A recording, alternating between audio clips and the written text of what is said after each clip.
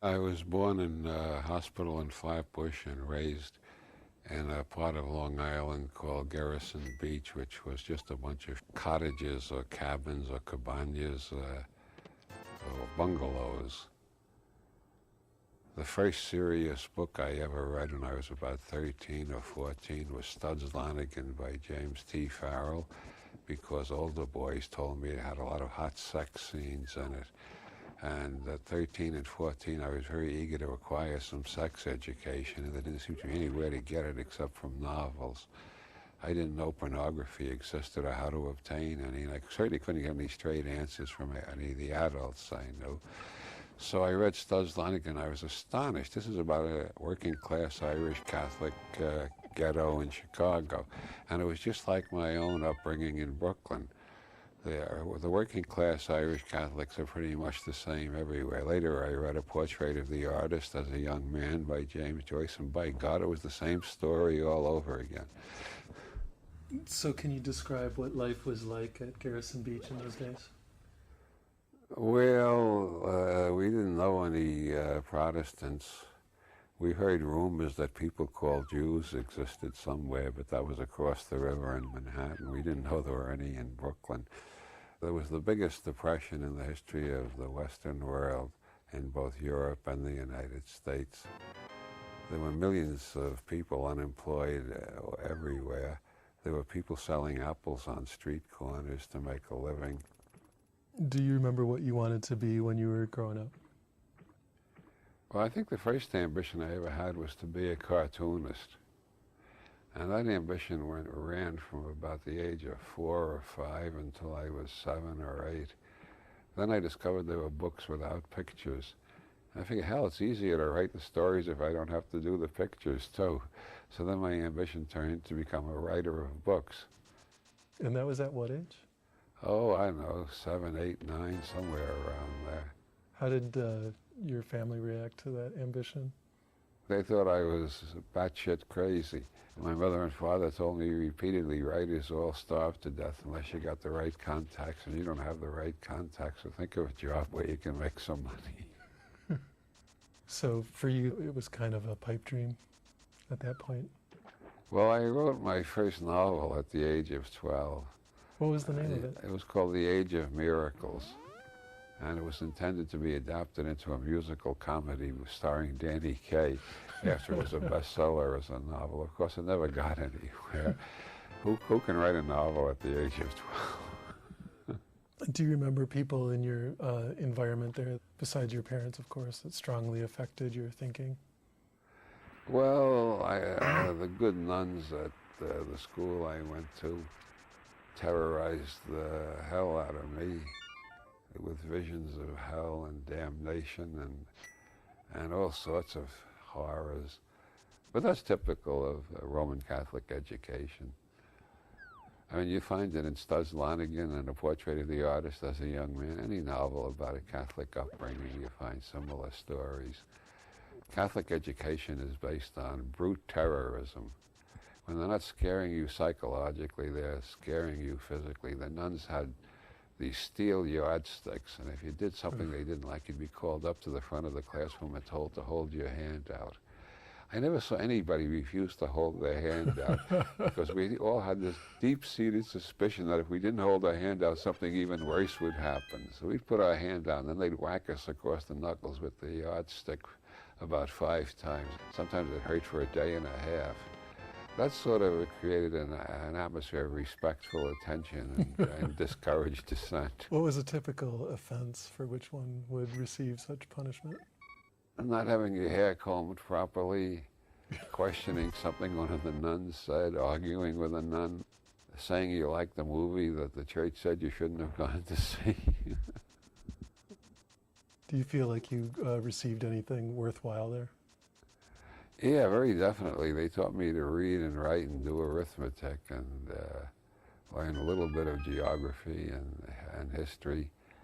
And by and large, I think they do a fairly good job on the educational front. If they would only leave out all the sadomasochism, it might be one of the best educational systems in the world. James Joyce thought he acquired a great deal from the Jesuits. even though in the portrait of the artist he portrays the sadistic side of it very brutally and frankly. So they gave you a pretty decent basic education. I would say so, yeah. How about other folks around there? Were there particular characters or people that you remember really affecting your There was hardly anybody until I got to high school. There was hardly anybody I could talk to. Why is that? Well, because I got some weird combination of genes and imprints that made me a bit weird, or a bit of a maverick. And I learned to keep my mouth shut. If the nuns weren't going to hit me with the yardstick, the other boys were going to get in a gang and beat me up for something I said. So I learned to keep my mouth shut until I got to Brooklyn Technical High School, where I met a whole bunch of people who weren't Irish Catholics, and you could say anything you wanted and nobody would beat you up for it. Matter of fact, the teachers encouraged us to think. Now, how is it that you as an aspiring writer ended up at Brooklyn Technical College? Well, I had to find some excuse not to go to a Catholic high school. I heard that the Catholic high schools were run by brothers, and they were even worse than the sisters. The sisters only hit you with yardsticks. The brothers would beat you up with their fists. And as a matter of fact, that report has been confirmed from numerous sources, including Ireland, where I lived for 6 years. Anyway, I didn't want to fall into the hands of the brothers and get beaten up with their fists. I figured the yardsticks were enough punishment, so I decided I was going to become an engineer because everybody told me I couldn't be a writer. And I felt that I had a certain talent for engineering. It took a long time to disillusion me with that idea. How did you get that idea? I had a talent for mathematics and for physics. I tend to think in quasi-mathematical and geometrical. I tend to think in terms of forces and actions and reactions, and I'm fascinated by isomorphisms, systems that are similar in structure. And that's what a lot of science is about, is finding isomorphisms. And so I thought I could make it as an engineer. And I gradually discovered that as Sam Hayakawa, a former senator, once a teacher of general semantics, one of his books, he points out that some people are better at symbol manipulation and some people are better at thing manipulation. I'm much better at symbol manipulation. When something goes wrong with an appliance, I call a repairman instead of trying to repair it myself. That is not the ideal personality for an engineer. So I decided to go into pure mathematics, so I didn't know how I was going to make a living from that, but I thought I'd get an advanced degree and teach pure mathematics. But meanwhile, I still wanted to be a writer, and I was still writing. So you had continued writing after the failure of The Age of Miracles? Oh yeah, I wrote, in my high school days, I wrote quite a few short stories, which I sent to such sterling publications as Ellery Queen's Mystery Magazine, Amazing Stories, and Weird Tales, and they all came back. The worst disillusionment of all was when a story I sent to Weird Tales came back with a rejection slip from Thrilling Western Tales. I never did figure that out. But it suddenly gave me a vision of how much attention they paid to unsolicited manuscripts by unknown authors. Were you still doing that in technical school? Yeah, but when I got into Brooklyn Polytech, which is a college level, I was working days, going to night school, and they pile the homework on you even though they know you're working days. I didn't write much in those years. What kind of work were you doing? I was an engineering aide at a big engineering firm, and that meant I did all the, what nowadays we call shit work that the engineers themselves didn't want to be bothered with. I made graphs out of the data they obtained in the field. I wrote abstracts of articles that might interest the electrical engineering department and circulated them to all the engineers so they could read my abstract and decide whether they wanted to read the whole article or not. I assisted in experiments on corrosion in the corrosion laboratory, which I suppose was the beginning of my interest in Buddhism. I suddenly began to realize all things are impermanent. Metals corrode, organisms die. Everything is in a process of continuous change, and trying to stop corrosion is impossible. The aim of corrosion engineering is not to stop corrosion, but to slow it down so that whatever metal thing you're trying to protect will last as long as possible. You don't expect it to last forever. Corrosion and rust are anaerobic bacteria. Something will get it eventually. So corrosion engineering is the art of the possible, how to slow down the decay process. So how many years were you directly doing engineering or studying engineering? 7 years. And it left me with a suspicion toward all theories that can't be demonstrated with working models. I don't like abstractions much. I don't like abstract theories much. I don't exactly disagree with them. They just don't get me interested. I went, well, so what? I feel about ideology like John Adams, our second president, who said ideology had a couple of syllables too many. It should be just called idiocy. So you like stuff that can either be demonstrated or be used in some useful way? Yes, very much so. And what about when you left the engineering world? Where did you flee? I did all sorts of things. I wrote advertising copy for 2 years. I distributed samples door to door for Procter & Gamble for a couple of weeks once. I worked as an ambulance attendant for about 6 months. What kind of experiences did you have there? Oh, that was very educational. I was working in Spanish Harlem.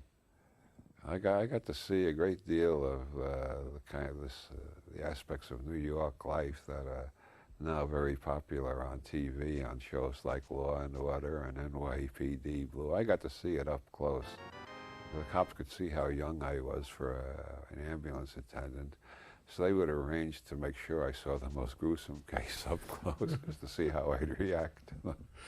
So going back to your early childhood for a minute, what's your most vivid memory of that time? King Kong and Frankenstein and the Wolfman, The Devil and Daniel Webster, The Thief of Baghdad, and any movie that showed things that were impossible fascinated me. I want to know how they did them. And also, despite my aversion to abstractions, I have no aversion whatsoever to fantasy. I regard fantasy as a special kind of language. What kind of language? A poetic language. I think Frankenstein and the Wolfman are among the most poetic movies ever made. So you feel that the poetic language of fantasy talks to us in Jungian type terms, or? Jung is one good source to try to understand. I don't think Jung explains fully. I don't think anybody understands fully the power of poetry and fantasy. I think they come from a level of the psyche, or to be more modern about it, the nervous system. They come from some level of the brain, the nervous system, the neuroendocrine system. They come from somewhere deep inside that you never create them. You just let them run rampant, and they come out of your fingers and onto the paper. So when you were a child, you felt just the raw power of the imagery and were excited by it? Yeah, I didn't know the word allegory. I didn't know the word parable. I didn't know the word unconscious. I'd never heard of Carl Jung. But my favorite movies all opened up those kind of vistas. Every now and then I'd see a realistic film I liked, but it was always it always had something off kilter about it, like The Maltese Falcon, where instead of the hero and heroine kissing at the end, he turns her over to the cops, and the falcon turns out to be fake. Every John Huston film has this theme of the impossible goal which you almost achieve and then you lose it. It's as persistent in John Huston as the mysterious stranger who doles out justice and injustice equally and then disappears, reappears over and over in Clint Eastwood's films. Some writers get hung up on a particular archetype and directors and do it over and over. Do you feel as a writer you have a particular archetype? I seem to have more than one. The underground journey seems to appear in all of my novels in one form or another. Not always Dante's form of it, but one form or another of underground journey. Also the theme of the elderly shaman teaching the younger one how to become a shaman. I didn't get that from Carlos Castaneda. I was writing that type of thing before I ever heard of Carlos Castaneda. It's just a theme that I resonate with. Was there anyone in your environment in any way that like influenced you to become a writer, you know, indirectly? Just the writers I read. Nobody in my environment. Early on, did you have anything that we would call like spiritual experiences? Yeah, movies like the ones I mentioned. I didn't know they were spiritual experiences, but in retrospect, I think they were. The biggest disappointment of my childhood was my first Holy Communion. According to the teaching of the church, and I hope I don't misquote, I've been out of the church so long, I may not have the dogma exactly correct, but I think I understood that one pretty well.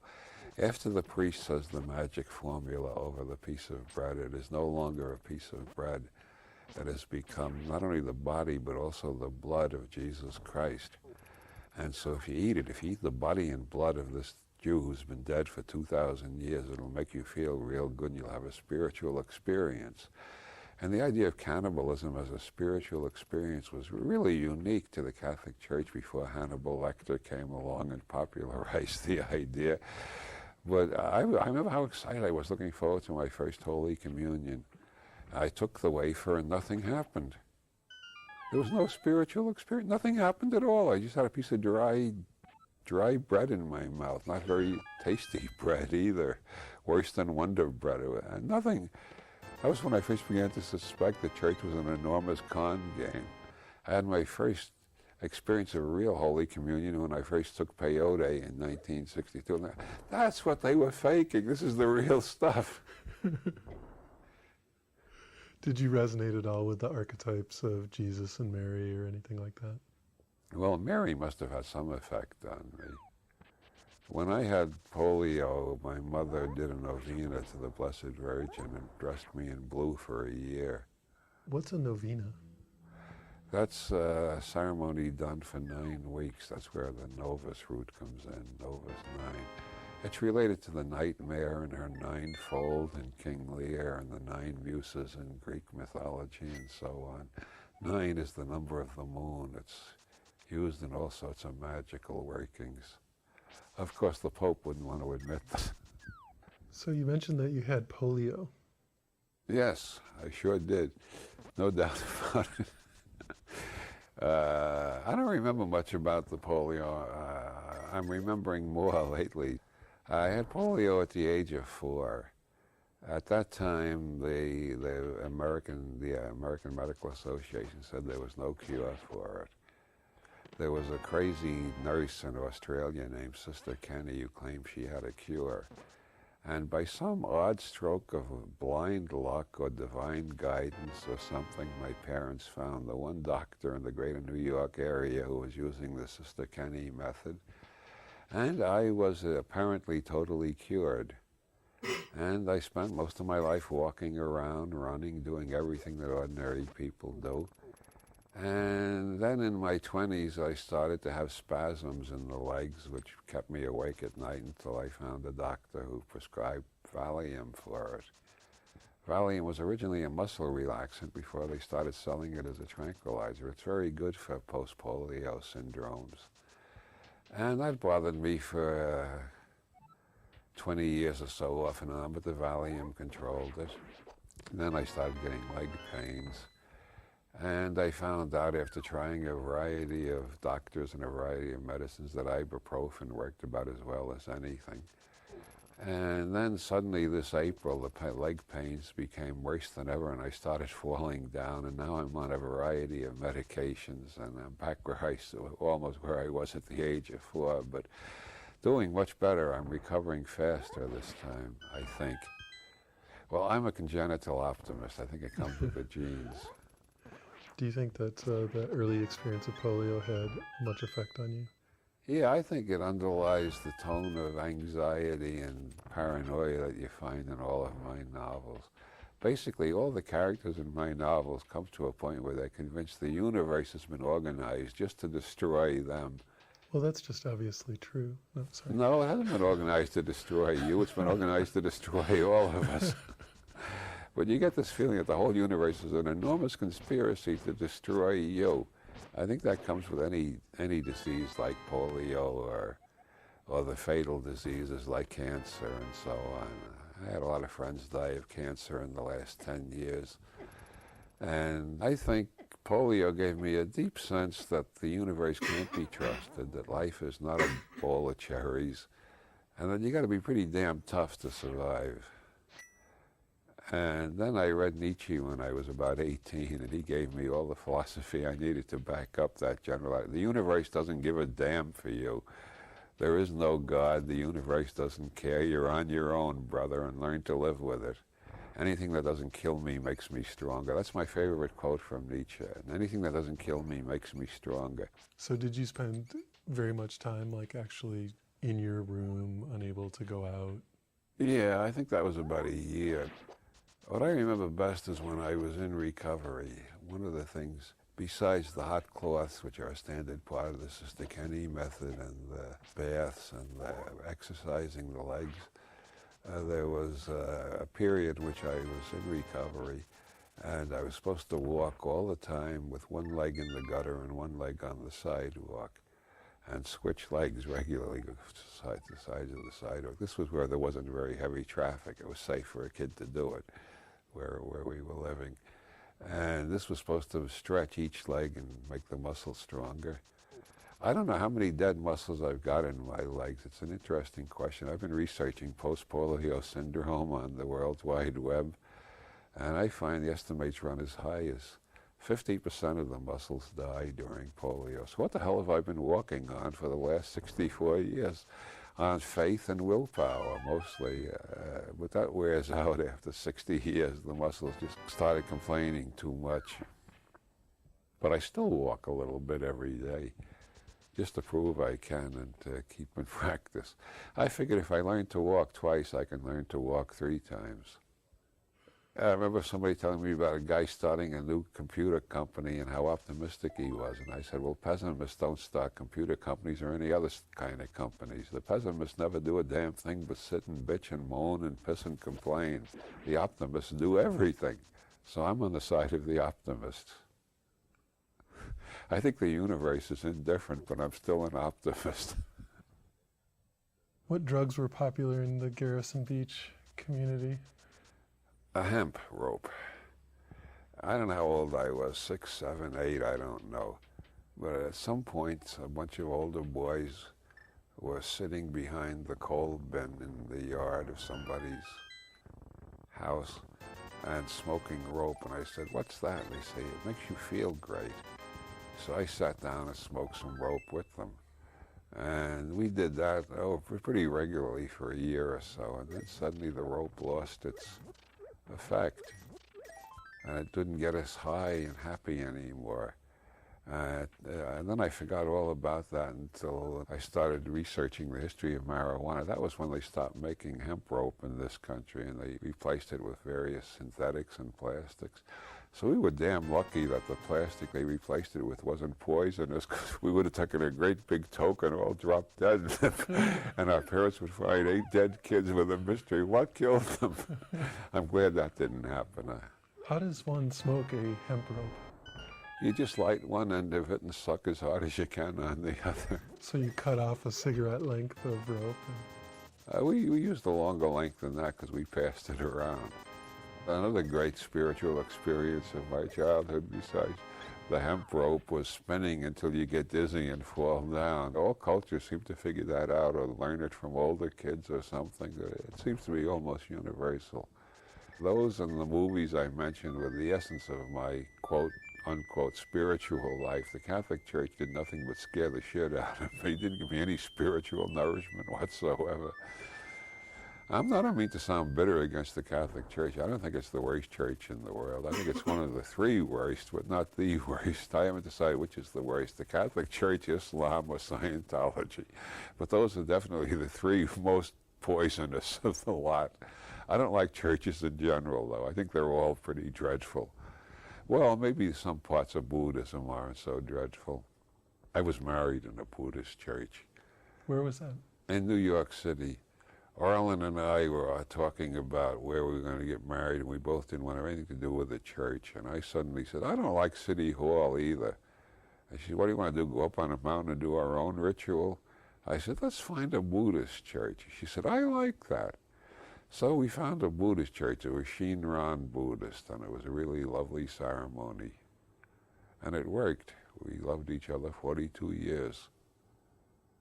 What did you do when you got out of college? I never got out of college, so to speak. I worked for an engineering firm and went to college nights.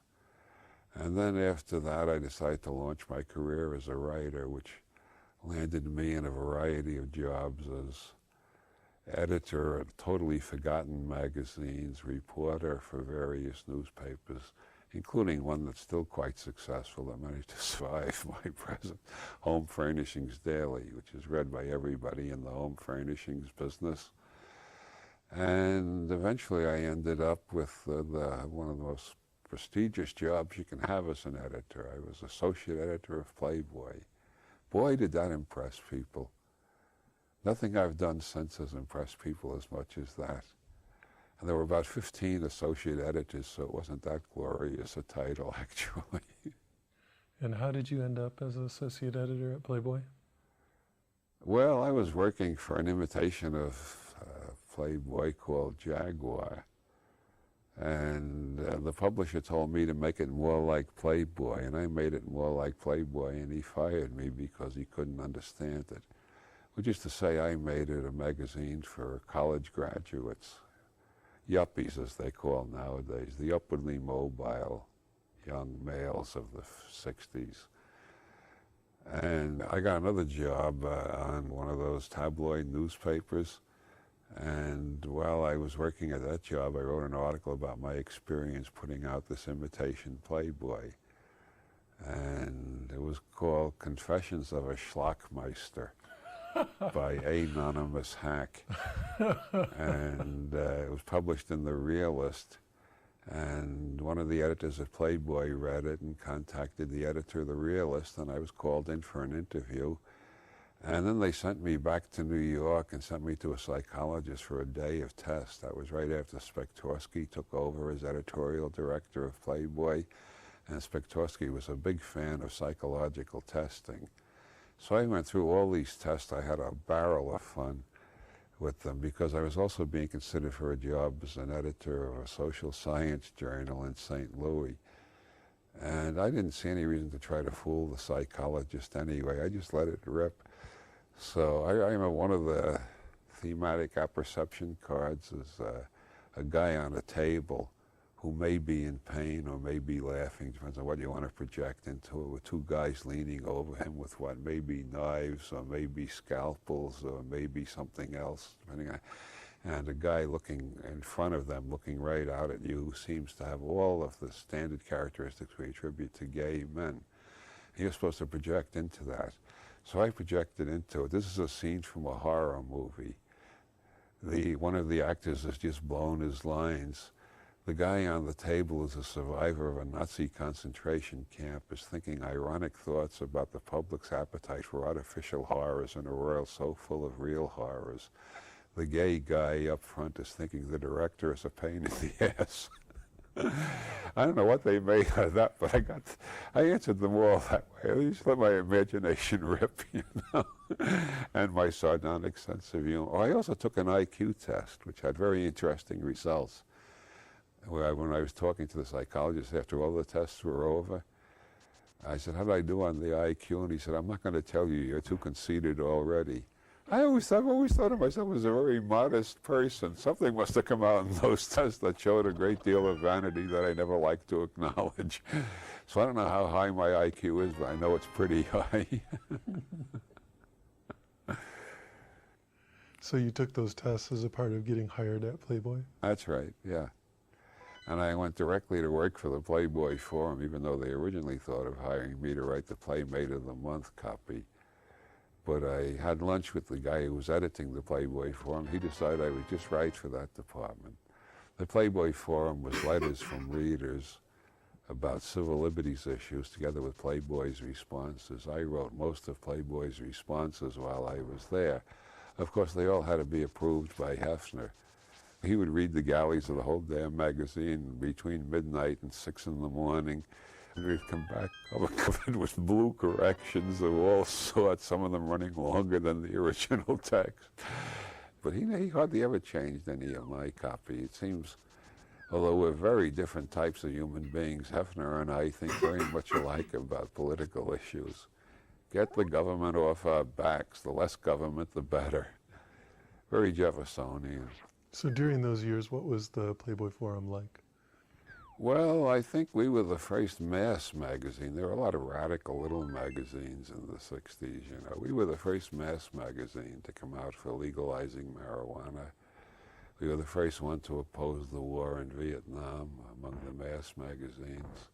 We were the first to support legalizing abortion. We were the first to support gay rights. We were the first to support almost everything that's still controversial, even 30 years later, but less controversial than it was in the 60s. And I was real happy. I was writing my own opinions and getting the highest salary I ever earned in all of my business career. And then the feminists came along and told me I was a male chauvinist pig for working for Hefner. And I thought, what the hell is this? I got a job that I enjoy doing where I'm writing what I really think I'm getting the biggest salary. Now they're trying to lay a guilt trip on me for it. I haven't liked feminists much since then, even though my wife was a feminist. But she felt that we needed the money, so she didn't object to my working for Play. She wasn't that kind of feminist anyway. Why do you think that job stands out in people's minds as so prestigious? I think there's a vast mythology about orgies at the Playboy Mansion. And they imagine if you work there, you must have had orgies with with several playmates of the month at once. So can you describe for listeners one of these orgies you attended? I never attended an orgy in the Playboy Mansion. I wasn't invited. If they were having orgies, they didn't invite me. So how long did you work for Playboy? About 6 years, a little less than 6 years. But it was, wasn't it during that time that you began working on your writing career as such? Well, I'd always been writing. I've been published in dozens of magazines. One of the rules they had at Playboy was if you were a Playboy editor, you couldn't publish in another magazine under your own name without getting Spektorsky's approval, so that you wouldn't reflect unfavorably on Playboy's image. But they left that deliberate loophole under your own name, so you could write anything you want for any other magazine as long as it wasn't under the name that appeared on Playboy's masthead. So I invented about 7 pen names and was writing for all the underground newspapers of the 60s. There's where I was putting the opinions that were too radical for the Playboy Forum. Like our presidents have been a series of serial killers. When was your first book published? That's fascinating. You asked me when my first book was published, and I can't remember. It was either 72 or 73. Yeah, either 72 or I can remember when my first article was published. That was 1959. In 1959, I sold 2 articles on my birthday. One to the James Joyce Review, it was called Joyce and Taoism, and one to the Realist, which it was called The Semantics of God. The Semantics of God asks the question, does God have a penis? Which has become a hot topic in the last couple of decades. I think I was the first one to raise the issue. I asked, is God a he, a she, or an it, and came down in favor of it. As you might guess by the fact I also wrote an article about Joyce and Taoism at the same time. I'm very much into Taoism. I can conceive of a principle of organization within the universe that makes things work out in a certain way, but I can't conceive of a personality. The idea that there's a character, especially a character like Yahweh in the Old Testament. I just can't believe he had anything to do with, if he existed at all, he couldn't create the universe.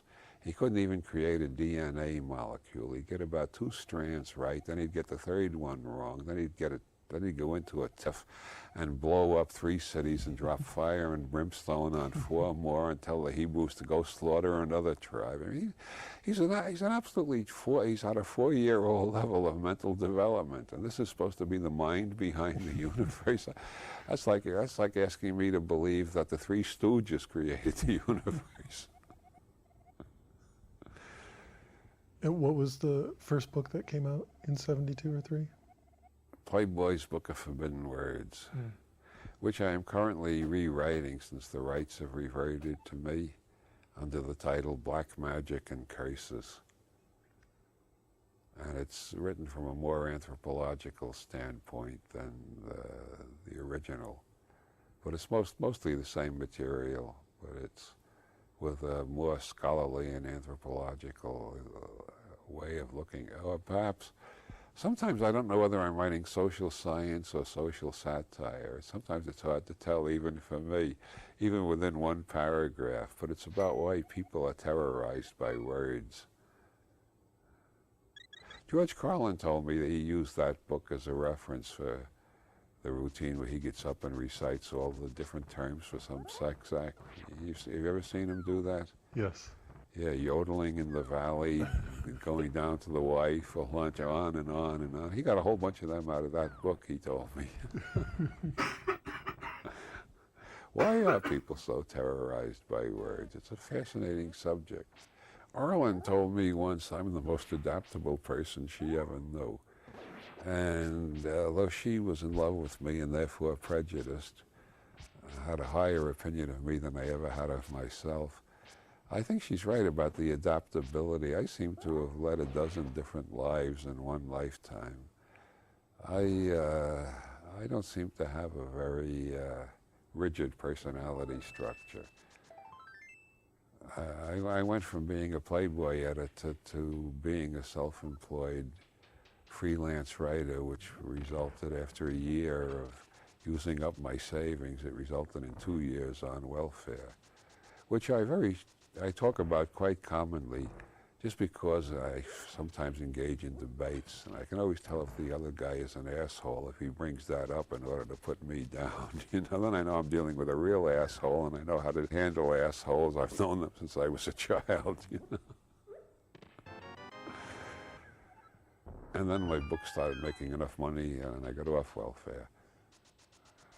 Were you still at Playboy when you started writing Illuminatus? Yeah. As a matter of fact, I was still at Playboy when we finished Illuminatus. It just took 5 years to get it published. It just didn't fit into the Madison, Lexington Avenue reality tunnel where all the big publishers are. It took a long, long time. Shay and I never lost faith in it. We really believed we'd written a terrific book. But it took us 5 years to get it published anyway. How did you finally end up getting it published? Oh, somebody at Dell had the moxie to keep on pushing until the superiors agreed, okay, we'll give it a chance, but cut it up into 3 books so it's not such a big risk. Didn't you also have to remove like 500 pages? Yeah, they wanted it to be shorter so the investment in paper would not be such a big financial risk. Those 500 pages got lost. When they made that decision, I was in Mexico, Shay was in Chicago, and Dell was in New York, and with the papers flying back and forth as we made the cuts, most of the cuts got lost. People keep asking me, will they ever be published? No. But some of them have been published in a sense because some of them came back to my mind and got incorporated into another novel of mine called Schrodinger's Cat, which explains why some of the characters from Illuminatus reappear in Schrodinger's Cat. This is material that I remembered and recreated in Schrodinger's Cat. Was it a pleasant experience to collaborate with Robert Shay? Oh, yeah. Yeah, we never had the kind of feud that Gilbert and Sullivan had. Nothing remotely like that. Did you rewrite each other's pieces? Yeah. Mm-hmm. He'd write a section, I'd rewrite it and add to it, then he'd rewrite the whole thing and add to that. That was our method. Other collaborators use other methods. That was our method. So when you switched to full-time writing, did you have in your mind a whole series of books you wanted to write, or were you just trusting that there was enough material there in vestigial form? I always felt from childhood on that I was supposed to write books. I don't know, when I started my freelance career, I don't know how many books I had in my head that I thought I was going to write, and I don't know how many of them I ever got around to writing. A freelance writer's career is not entirely self-determined. If a publisher appears with a big check and says, "Can you write a book on this subject for this check?" it turns out I can write a book on that subject, and it'll turn out sounding just like I thought of it myself by the time I'm through with it.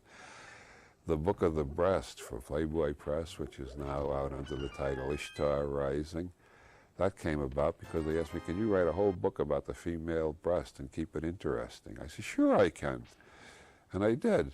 And it turns out to be a very interesting analysis of the rise and fall of goddess worship and how it relates to historical patterns in general. Lends itself to lots of illustrations of bare-breasted women, which is what Playboy Press wanted. But it sort of foreshadows a lot of interesting theories that came out of neo-Reichian psychology and feminism in the last 20 years or so. There's a book called Saharasia. It's written by a guy named James D. Mayo. He used the two largest computer data banks on customs of cultures around the world. And he found cultures tend to be with 95% accuracy to follow one of two patterns, which he calls armored patrist and unarmored matrist. Well, in Ishtar Rising, I call them oral matrist and anal patrist, but they're basically the same categories.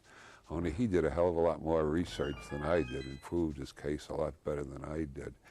But I find it absolutely amazing that just as an amateur anthropologist, I managed to get a certain axis of reference that does seem to have a certain validity. I see it being quoted more and more in various places, not always attributed to me. But then I didn't invent it entirely. I took part of it out of an English sociologist called Ray Taylor, who wrote a book called Sex and History.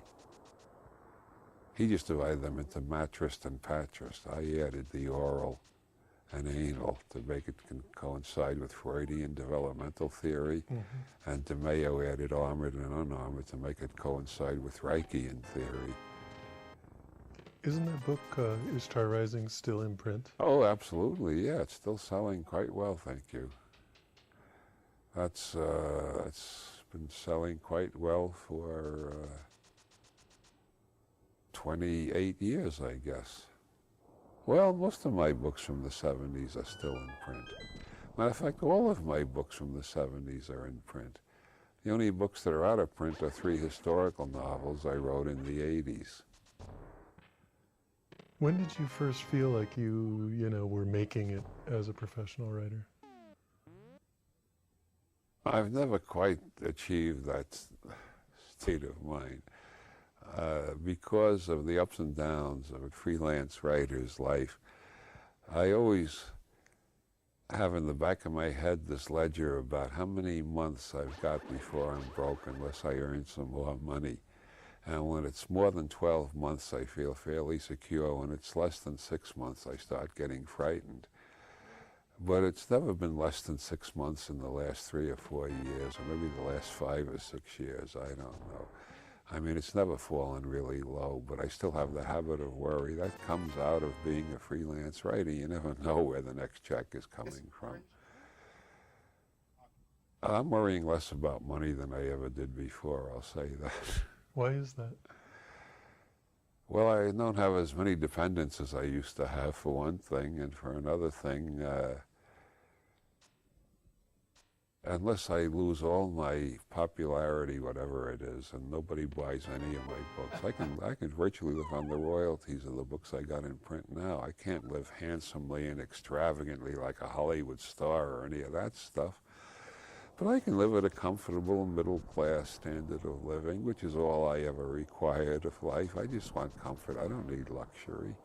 As long as I'm comfortable and I'm not worried about how I'm going to eat, I can concentrate on my writing. That's all I ask for, is that I'm not distracted by money worries and can concentrate on my writing. And it's taken me quite a while to realize I reached that stage probably about 10 years ago, but the habit of worry didn't go away immediately. It still hung on, and to some extent it still hangs on occasionally. Supposing everybody did stop buying Illuminatus suddenly, that would be about $8,000 a year less. That's about how much I make out of that book every year. My God, 8,000 less.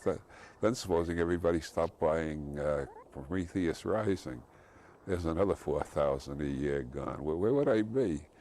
So you can't stop worrying entirely. Not in this business.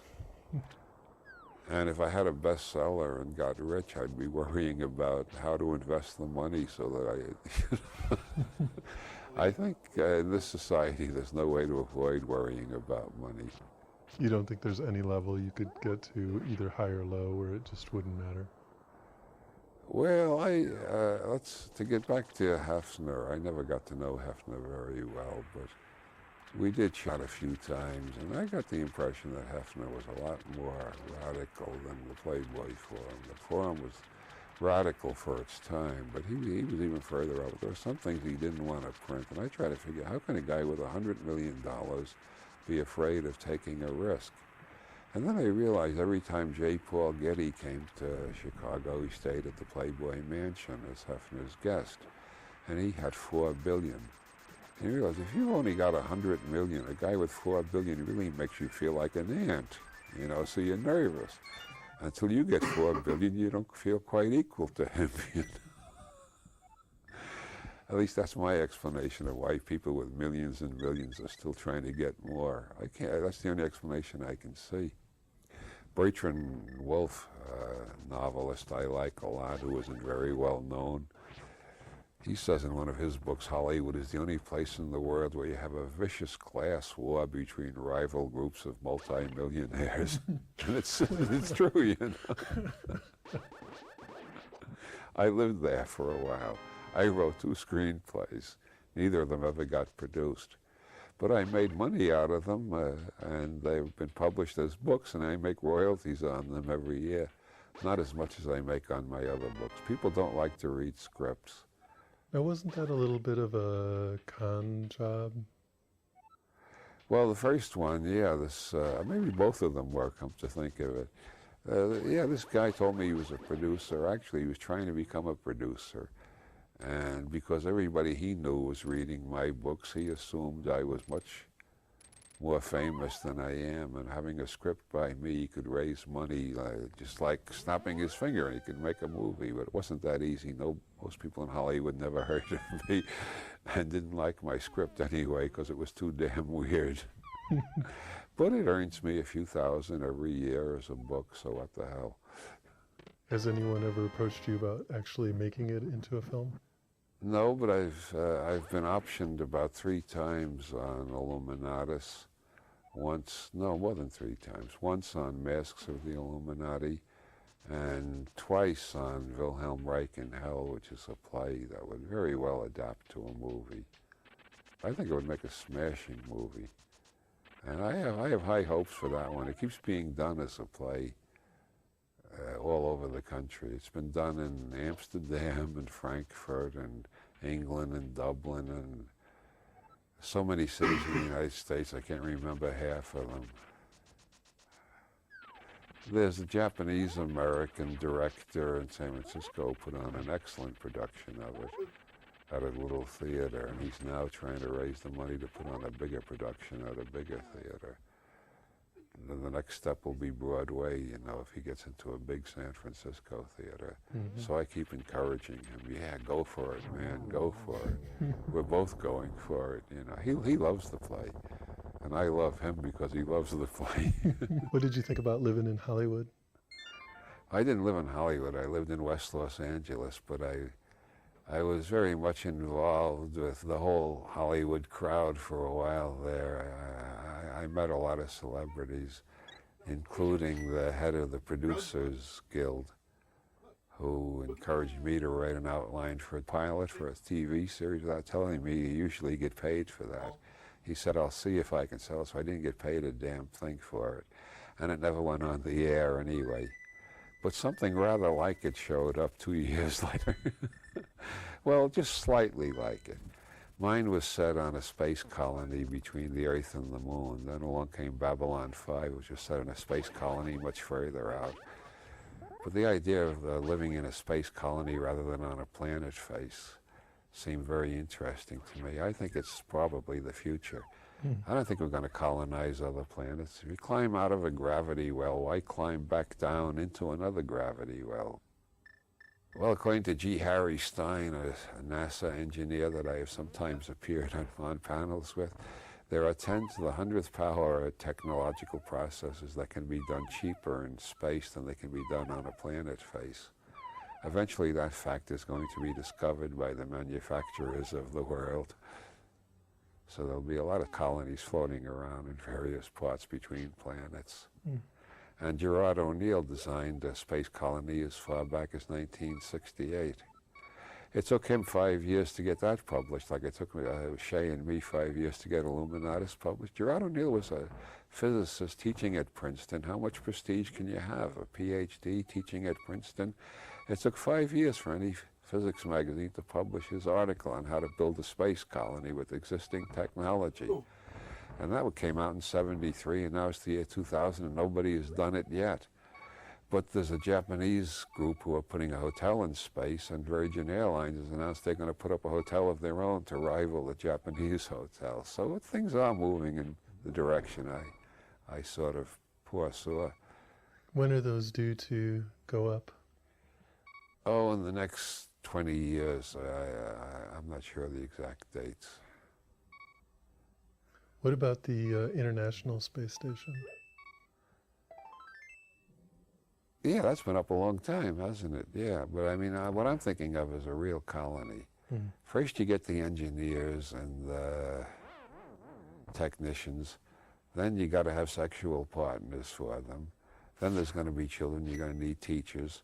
Then they're not going to want everything sent up from Earth, so they're going to start their own farms, which is easy to do in space. Gerard O'Neill included that in his plans way back in '68. And eventually they're going to want movie theaters, art museums, and they're going to want lecturers on subjects like neurolinguistic programming and general semantics and conspiracy theory. Are you advertising to be sent into space, Bob? Well, I'm just dropping a hint. If I'm still around when they get the first space colony, I'm ready to do lectures there if they can provide transportation and a good fee. So you mentioned that you left the United States for 7 years, going to Mexico and Ireland. How come you left? Well, it wasn't consecutive. I went to Mexico, then to California, then to Ireland, then back to California. Why did you go to Mexico? Because I was launching a career as a freelance writer, and I figured my savings would last longer in Mexico than they would in the United States. The reason I went to Ireland is because Arlen and I had said over and over to all of our friends, if Ronald Reagan ever gets elected president, we're getting the hell out of this country. We felt rather embarrassed by hanging around. And besides, we both had a romantic thing about Ireland. We're both part Irish. And in both of our cases, we know more about the Irish side of our ancestry than the other side. I know very little about the Austro-Hungarian, Jewish, Greek, etc., South European side of my ancestry. I know a lot about the Irish side. The same with Arlen. She knows a lot about the Irish side, very little about the Scotch and English side. So, except it seems that both of us were descended from Olaf the Black, who was the king of the Isle of Man in the 9th century or sometime around then. He was one of those Viking pirates. He seized the island, announced that he was the king, and then any ship going from Ireland to England or from England to Ireland had to pay him a duty to pass his island. And we both seem to be descended from him, according to a genealogist we met in County Westmeath. So our marriage was incestuous. to about the 1/1000th of a degree, something like that. Did you enjoy living in Ireland? Yeah, I enjoyed it more than Ireland did. Ireland is no country for a feminist. The Catholic Church has so much power. She was continually being irritated. I, on the other hand, having grown up Catholic, found it all very amusing. I found like a rerun of my childhood without being afraid of it anymore, just laughing at it. But she found it irritating. But there was a lot she did like about Ireland, or we wouldn't have stayed there 6 years. And to me, especially Dublin, where we lived, in the vicinity of which we lived and where we went every day at least, well, not every day, but almost every day. Dublin to me is a James Joyce theme park. Anywhere you go, you walk the streets, you go to a restaurant, you go to a pub, you go shopping. Everybody seems to come right out of Ulysses, and they all seem to be talking about the same topics. And everything that Joyce mentions is still there. The Wellington Monument, Boylan Department Store on whatever street it is. And living in Dublin to me was like living in the Shire for Tolkien fans, or living in Arkham for H.P. Lovecraft fans. That's one of the things I liked about Los Angeles. I felt I was living in a Raymond Chandler theme park. I'm a big fan of Raymond Chandler. Do you feel like living in Ireland influenced your writing very heavily? Yeah, especially, well, Joyce has been a major influence all my life, but I think while I was in Ireland, two of the books I wrote in Ireland are very Swiftian. I've always liked Swift, but I discovered the closest library had almost every damn thing he ever wrote. So I started taking them out one by one and reading all of Jonathan Swift instead of just Gulliver's Travels and The Modest Proposal, which is all most people have ever read. I read the Drapier Letters and the Tale of the Tub, and that one with that wonderful title, Thesis that the abolition of Christianity would not be in all respects a good thing for England. And all sorts of wonderful stuff. And I can see a very heavy Swift influence on my book, The New Inquisition, which is a satirical attack on fundamentalist materialism, and also my book, Natural Law, which is a Swiftian sort of polemic against people who believe there are natural laws that can be violated. The Pope said that the other day. He said homosexuality is against natural law. So I'm willing, like Randy offers $1 million to anybody who can prove psychic abilities to him, which he can't do because he won't let anybody prove it to him. I'm willing to pay $1 million to see anybody do anything against nature, anything in violation of the laws of nature. I'm convinced it can't be done. And yet a lot of people say some things are against nature. The atom bomb is perfectly natural or it wouldn't work. I don't like it, but it's natural. Bubonic plague is natural or it wouldn't exist. So I wrote Natural Law to beat the hell out of all the people who use natural law as an argument about how we should behave. How about They all disagree about what's against natural law. The Pope thinks it's homosexuality. The Ayatollah Khomeini claimed that buggering your brother-in-law was worse than buggering a camel, but buggering a camel wasn't as bad as buggering a weasel or something like that. Well, I don't think he consulted any camels and asked their opinions on that issue, you know. Did you find that living around the, just in the delightful language of Ireland, seeped into your work at all? Oh, yeah. Curiously enough, it was while I was living in Ireland I read this poll. I forget where. I guess I must have read it in the Irish Times. Somebody did a poll of the English-speaking world. And it turned out the Irish have the largest average vocabulary of anybody in the English-speaking world. That's larger than the English, the Canadians, the Australians, and us, and whoever else speaks English. And you notice this, the first thing in Ireland. That's because Celtic culture was so largely oral in its great classic pagan days. And then after the English conquest, when Henry VIII went Protestant and they tried to wipe out the Catholic Church in Ireland, to try to abolish it totally, they passed a law that Irish parents could not educate their children. They wanted to make them all illiterate. Muhammad the Great used the same tactic when he conquered India. He tried to reduce all the Hindus to illiteracy. And so there was a long period in which the Irish were deliberately starved of education. Then they found out some of the families were sending their children to France to get educated, so they revised the law. It was against the law to educate an Irish child in Ireland or anywhere else. The English really did this. And that contributed a great deal to oral culture, since there wasn't much literacy under those laws, although some did remain. And then there's the fact that nobody has noticed except Anthony Burgess that English in the rest of the English-speaking world has become more and more functional and rational, whereas English in Ireland is ludic, it's playful, it's a game. Hugh Kenner, one of my favorite literary critics, he defines an Irish fact as having the plasticity of a rubber inch. An Irish fact is anything that makes the conversation livelier and inspires somebody to order another pint.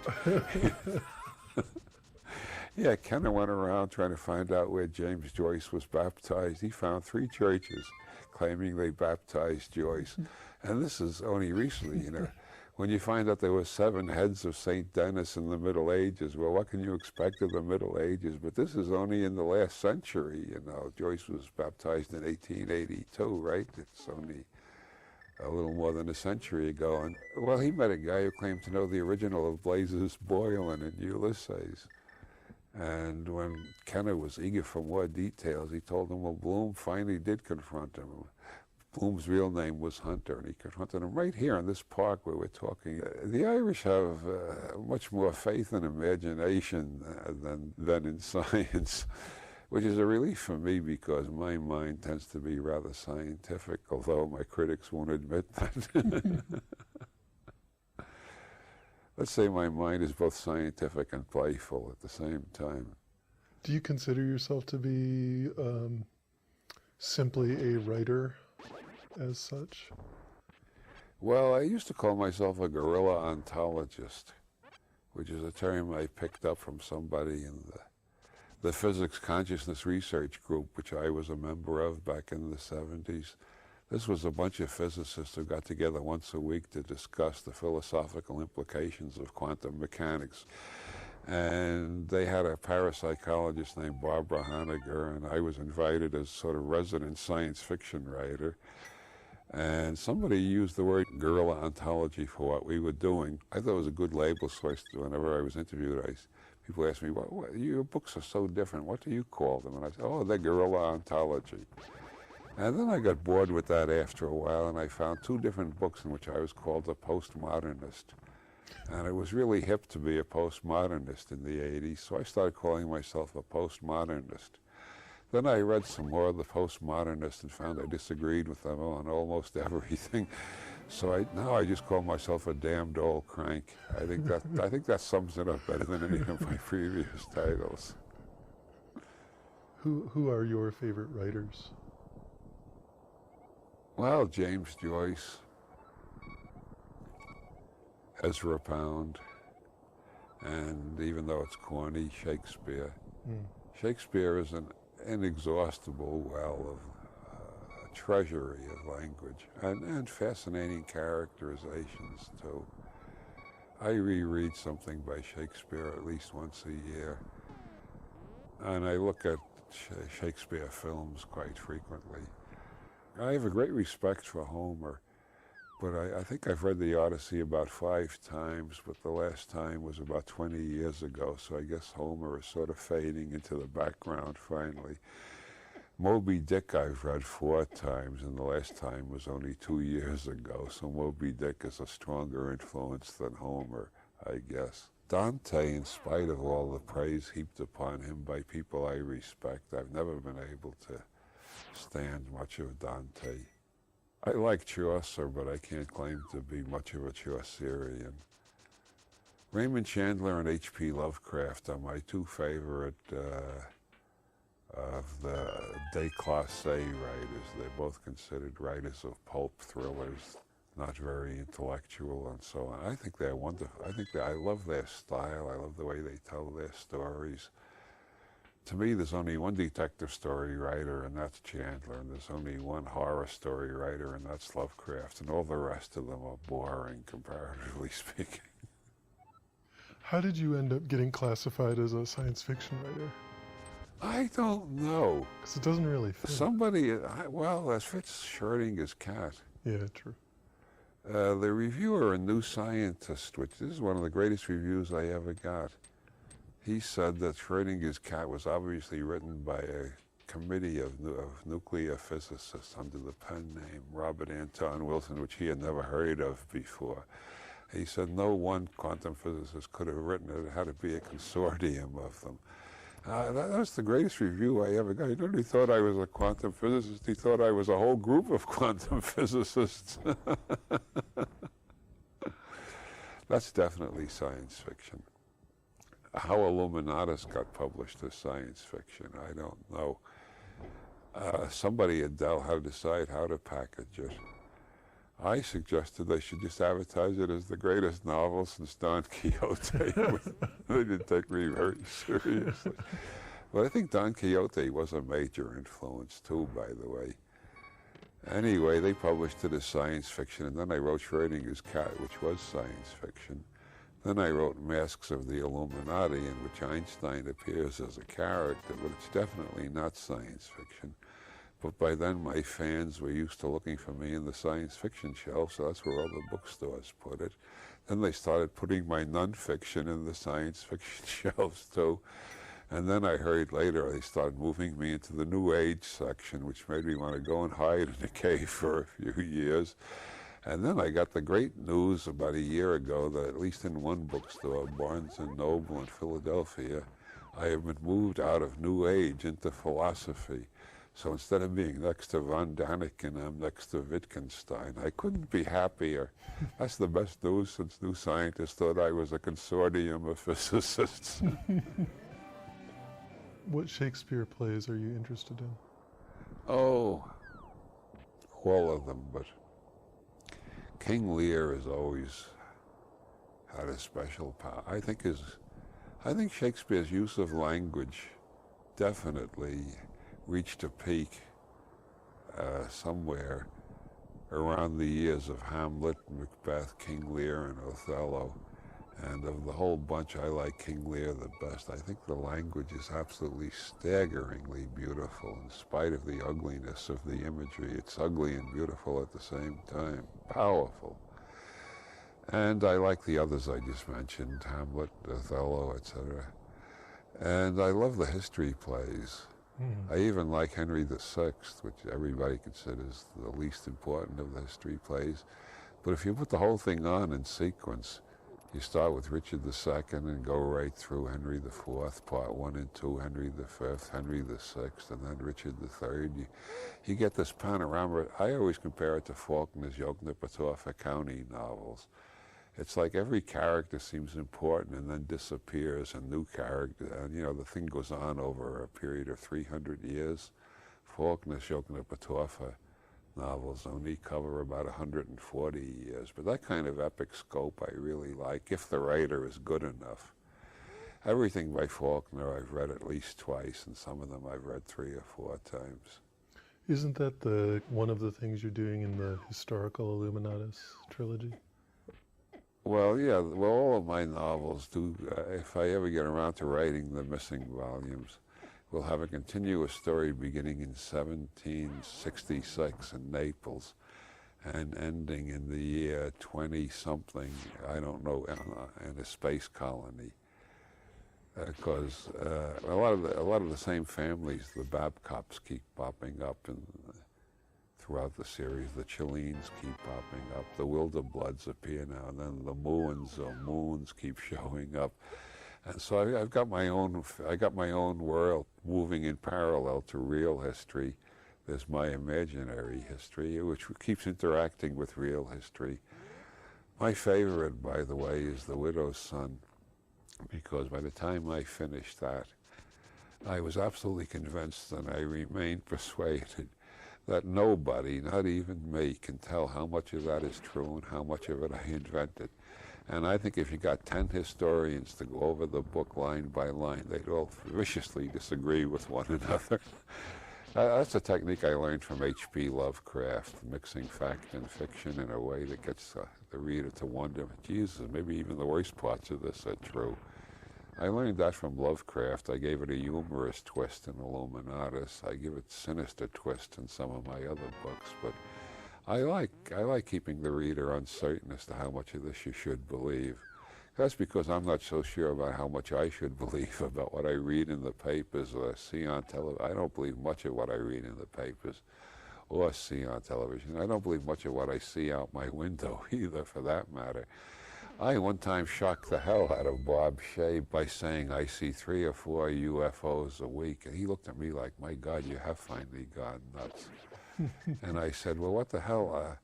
I've been trained in general semantics for over 40 years. I'm not quick to identify things. Most of the things that go by in the sky are unidentified. As far I don't know what they are. They could be satellites, they could be airplanes, they could be spaceships, they could be sun dogs, they could be swamp gas. I'm not sure. But for that matter, I see at least 10 UNFOs every week. That's unidentified, non-flying objects. Things go by out there. I don't know what the hell they are. I'm just not quick to identify things. I'm uncertain about almost everything, including my own uncertainty. But that's again, that comes back to my fascination with Taoism. One text in the Tao Te Ching says, everybody else is full of robust certitude. I alone am tentative. At least that's one translation of the Tao Te Ching. I've read about 20 and they all disagree with one another. Besides writers, what thinkers do you feel have influenced you the most? Alfred Korzybski, definitely in first place. I read Korzybski when I was about 18, and then I reread him several times in my 20s when I was first learning to smoke pot.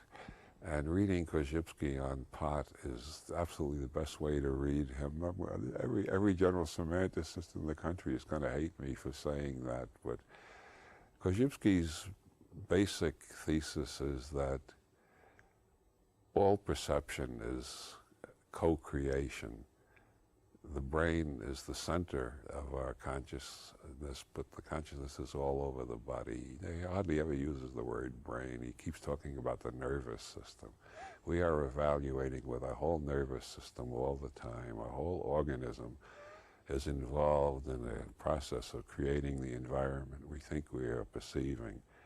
I'm not saying we're making it up out of whole cloth. We're making it up out of signals we receive. But we make it up to suit our own intents and our own dogmas, if we have dogmas, our own emotion, our own aesthetics even. And everybody lives in a different universe. And reading that on pot, it was easy to understand. A lot of people can't understand Korzybski, and I always tell them, well, read him while you're stoned, and then you begin to understand. And one of the main things I got from Korzybski was, I call it neurological relativism. I forget when I coined that term, but it's parallel to Einstein's instrumental relativism. Every nervous system perceives a different universe. And at my workshops, I have various ways of demonstrating this. I have people describe the hall they came through to get into the seminar room, and no two people describe it exactly alike. I've never had a case where 2 people in the class describe the same hall. Sometimes the differences are quite astonishing. Then I have listening experiments where they all listen. They all hear different sounds, which is partly because they're in different parts of the room, but it's also because we're attuned to different sounds depending on our life history, our education, and probably our genetics even. And anyway, we're all living in our own worlds that we created, made up out of some common stuff that's common to all of us, so we wouldn't be able to communicate at all. But most of the defects of communication, according to Korzybski, are caused by the fact we think everybody's living in the same world with us. And when we find out they're not, we think they're either crazy or evil, they're either mad or bad. And learning to accept neurological relativism, I think, is one of the great liberating discoveries of the 20th century. And it's not just in Korzybski, it's been discovered over and over again under various labels. But Korzybski put it, I think, in the best terms. And the other thing I got from Korzybski of tremendous importance, I got many things, but the second, the one I want to mention right now, the concept of time binding, which is that language allows information to accumulate more and more rapidly as time passes. Now that's a commonplace thought, but when Korzybski wrote it in 1933, it was a totally unexpected thought, and he was attacked by the evolutionists for implying there might be such a thing as progress instead of just random chance. But what Korzybski meant was that due to language, I can receive signals from Confucius. As a matter of fact, I got an edition of Confucius with the Chinese on one page and the English translation on the facing page, and I can read some of the ideograms. I can receive signals from Heraclitus, Plato, etc., and I can receive signals from the latest scientific publications that are online. And so as time passes, more and more information becomes more and more available to more and more people, which means more and more changes in technology, which means more and more changes in society. So I read Korzybski around 1950, I guess. And the last 50 years have not surprised me at all. I've been expecting rapid changes. In the last year, all of a sudden breakthroughs, I've been expecting them all along. I've been expecting we're going to go into space long before anybody else was expecting it. Now the acceleration of information has reached the point where I think it's totally out of control and nobody can stop it. The only way they can stop it is by forming a world government of a totalitarian nature. And the people who most want to control communication are the people who are most afraid of world government. So they'll never get together to form a world government. So there'll always be. Freedom is increasing all the time because on internet you can publish anything. And if they stop you in one place, you just route it through the Netherlands and it comes right back onto the web in the United States again. And Nietzsche has always been a major influence, not Zarathustra. The whole Superman thing, I don't care much for. What I like is Nietzsche's later works where he tears philosophy to shreds and destroys all of our ordinary concepts of common sense and the self, the ego, the concrete real world. And so Beyond Good and Evil and those books. And Twilight of the Idols and the Antichrist and The Will to Power. And Karl R. Popper was a major influence for a long time. Well, I've read a lot of the philosophers are trying to make sense out of modern science philosophically, and next to Korzybski, I would say Popper has had the biggest influence on me. And then there's Benjamin Tucker, who was absolutely the best writer in the individualist anarchist tradition. And even though individualist anarchism sounds rather extreme, most of Tucker's ideas are, well, not most, but let's say about 3/4 of his ideas are pretty much accepted by the Libertarian Party now, and more and more Americans are beginning to sense the world the way Tucker sensed it. When was he writing? Well, he did most of his writing between the 1880s and 1914. He appeared for a while in a magazine called The New Free Woman, edited by Harriet Shaw Weaver, who also was publishing James Joyce and Ezra Pound in every issue. And Joyce apparently read Tucker because he told somebody in Paris that Tucker had the clearest head ever in politics. And he seems to have influenced Pound too, because Pound uses the word usury exactly the way Tucker used it, to describe the manipulation of currency in order to make a profit on the exchange rate. Isn't that the definition? No, the definition is an excessive charge, an excessive interest charge. That's the current definition. The Aristotelian definition was any interest charge. That's what I thought it was, just interest of any kind. Well, no, in the modern world, because interest is so widespread, they've had to change. It's excessive interest is now called usury. Anyway, Benjamin Tucker, Karl Popper, Alfred Korzybski, Friedrich Nietzsche, and who else? Oh, Timothy Leary. How the hell could I leave him out? Timothy Leary, Harry Stack Sullivan, Eric Byrne. Sullivan and Byrne. Sullivan seems like a great predecessor of Leary, and Byrne seems like a great popularizer of Leary without the psychedelics. Leave out the psychedelics, and Byrne is just repeating Leary. What Leary, in his first book called Transactions, Byrne called games. About the same time Leary started calling them games. Wilhelm Reich, which just goes to show the effects of censorship. I was reading a lot of psychology, I always have, but I probably never would have gotten turned on to Reich if the government hadn't burned his books. That got me curious. Who is this man that so terrorized the American government that they were afraid to leave his books in circulation and collected them all and burned them in an incinerator in New York? I went around every place in New York, everybody I knew in New York, trying to find somebody who owned one or two of his books. I found somebody. He wouldn't lend them to me. They were too valuable at that point. But I could go to his apartment in the afternoon and read them. And I thought Reich made a great deal of sense on the psychological and neurological level. I wasn't so sure about the orgone.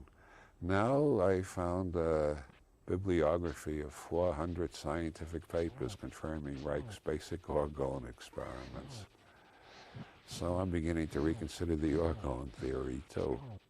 You can buy a lot of orgone-based products online too. Interesting. Yes, yeah. Yeah, this bibliography, it's by James DeMayo, and it has 400 papers by over 100 scientists confirming Reich's basic experiments. And there's been 2 PhDs granted in Germany for experiments duplicating Reich's orgone accumulator experiments.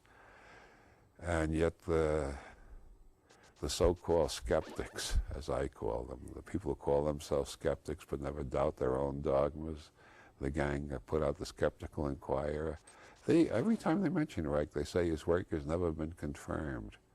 It just goes to show they're so damn dogmatic they don't bother to study a subject before they pontificate on it, or they're fucking liars. I don't know which. I tend to suspect they're so goddamn dogmatic they don't bother examining the evidence and they don't know that there are this many papers confirming Reich.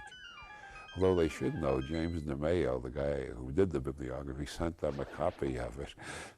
He got a polite note back about why they didn't have room to print that. I'll bet. Aleister Crowley has been a major influence. Well, that's unusual. How has he influenced you? Well, it started out with Alan Watts. I was having dinner with Alan Watts, and I mentioned the Illuminatus book that Shay and I were writing, and the idea that the eye on the pyramid on the dollar bill is the secret symbol of the Illuminati, which I thought was one of the crazier conspiracy theories. And Alan Watts said, that reminds me, the best book I've read all year is called The Eye in the Triangle. It's a biography of Aleister Crowley. Well, I thought Alan was a pretty bright guy, and if he recommended a book, so I went and read this biography of Crowley, and that got me hooked. I started reading everything I could find by Crowley. Then I started doing his magical exercises, and I started getting results.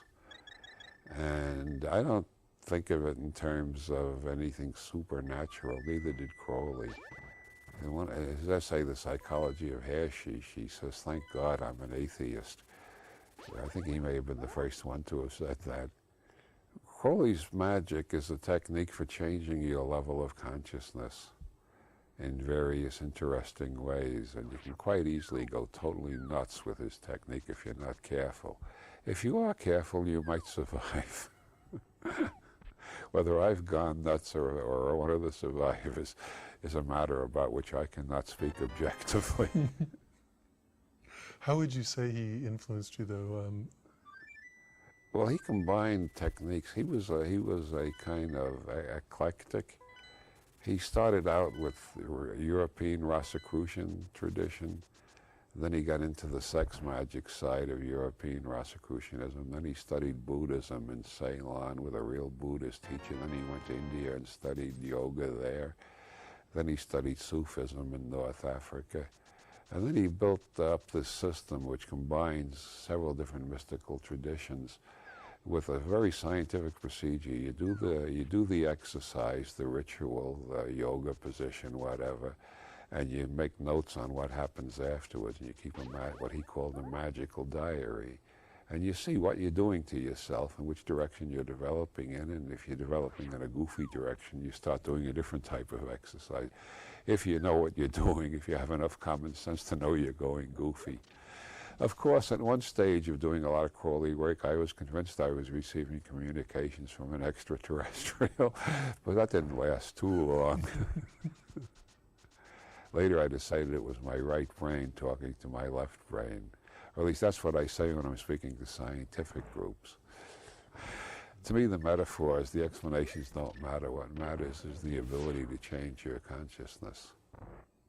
Do you still find Crowley cogent for you personally? Yeah, but there's a lot of infighting in the among Crowleyans, which I don't want to get involved in, so I tend to avoid getting too close to the organized thelemic movements because they're all denouncing one another currently as frauds. One of them is even claiming another has actually been taken over by Scientology. I don't know what the hell is going on. I don't. Paranoia is epidemic in the occult world. I once asked Israel Rigardi, who was a psychotherapist, and also the author of Eye in the Triangle, right? Yeah, that's right. He was also Crowley's secretary back in the 20s. I asked him why paranoia is so common among occult circles. He said, well, they activate the forehead chakra before they activate the heart chakra, which any Hindu will tell you is a dangerous thing to do. So they start developing strange powers and psychic abilities and weird insights and whatnot, but they haven't opened the heart, so they don't have enough love to deal with this, and it all turns into terrifying demon images which they project on other occultists. I think that makes perfect sense to me. I did a lot of heart chakra work before I did any of the Ajna chakra. In the Sufi tradition? Or? Yeah, yeah. One of my daydreams is to have a convention with Sufis, Subgenii, and E.J. Gould's crowd, and the OTO, the Crowley, the thelemic group. The Sufi symbol is the heart with wings. Crowley symbol is an empty circle with wings, like the empty circle in Zen Buddhism. And E.J. Gould's symbol is Gurdjieff's Enneagram with wings. And the subgenius symbol is a watch with a knife through it with wings, which represents slack. And Clint Eastwood, I sometimes suspect, is a subgenius because in the Eiger Sanction, there's a scene in which he cries with great sincerity, "Give me slack!" And that can't be a coincidence, can it? Or am I putting you on now? And will Clint ever hear this? And what will he think if he does? So, Bob, you, in your writings, have addressed so many different areas and so many different issues. What do you think unites all your work? Ezra Pound was asked to contribute to a magazine honoring Wyndham Lewis after his death. And Pound liked to write brief, terse things quite frequently. Sometimes he wrote longer things like the cantos, but he liked to write brief things. And for the Wyndham Lewis Memorial, he wrote, "I still treasure Wyndham Lewis, the man who was wrong about everything except the superiority of live mind to dead mind, for which he should live forever." I'm not sure I got that quote exactly right, but I got it basically right. And that's my basic thing, is live mind versus dead mind. Live, inquiring, curious, uncertain, tentative mind versus dogmatic, closed, frozen, constipated mind. That's what ties all my interests together. So curiosity. Curiosity, yeah, which allegedly killed a cat once. It hasn't killed me yet. Although some people think it has. Have you heard about the Robert Anton Wilson android? Isn't that who I'm speaking with now? Well, some people think so.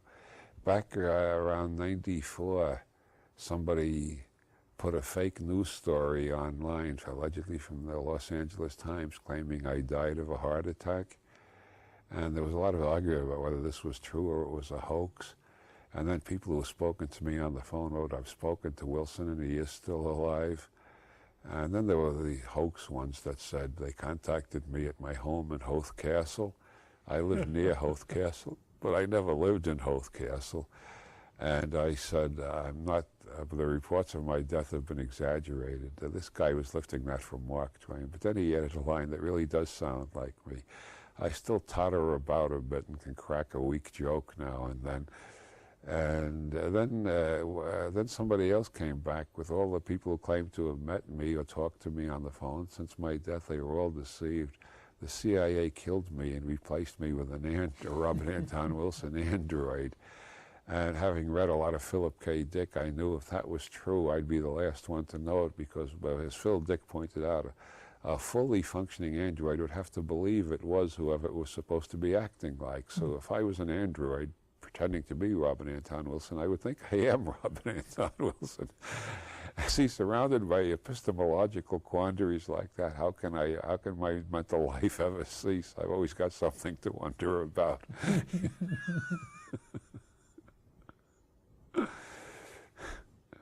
I swear to God, I wasn't the one who suggested the CIA. That was somebody else. It sounds like something I might have thought of, but I didn't.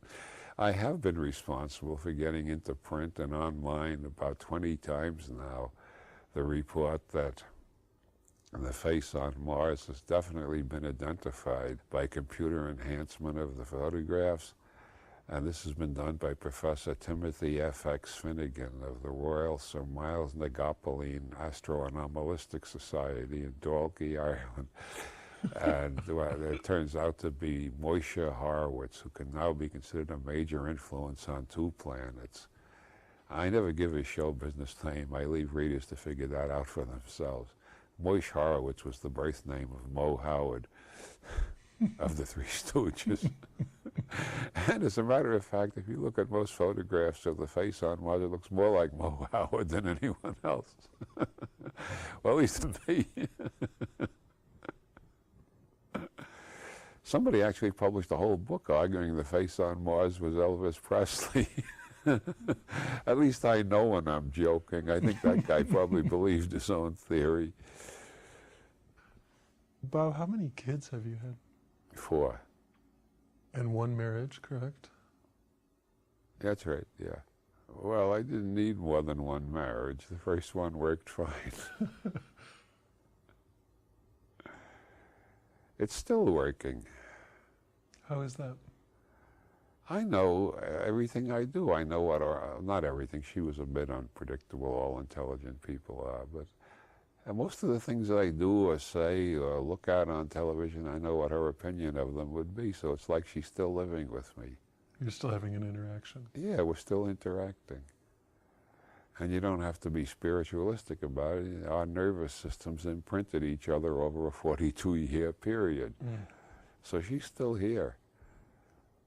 I don't feel out of touch with her entirely, somewhat, but not entirely. And she's in most of my dreams. I had a weird dream last night where we were at a party and we were dancing. And there was nothing in the dream to make me think it was odd that she should be alive. In the dream, I forgot she was dead. And I forgot that I'm disabled and can't dance. And we're dancing, and then I noticed that nobody else was dancing. It was all old friends, and they all were walking on canes. And I said to Harlan, you know, we're getting old. We're going to be walking on canes someday ourselves. And then I woke up and realized, well, the dream had just reversed reality. George Carlin says that when people tell me you're getting older, I say, bullshit, I'm getting old, let's face it. Did you talk to the illustrious Dr. Leary before he passed on? Yes, and I'd be happy to tell that story. It's one of my favorites of all my Leary anecdotes.